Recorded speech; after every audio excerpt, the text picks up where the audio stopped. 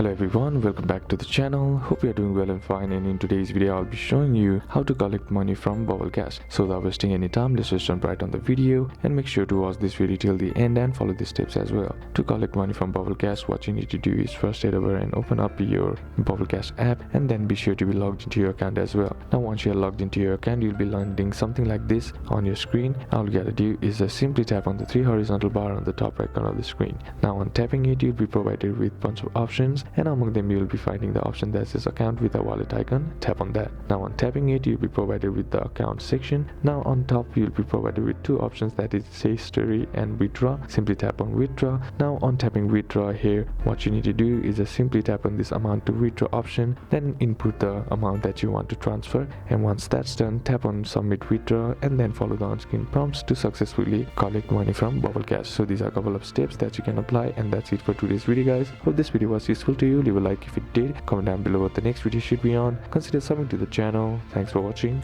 bye bye.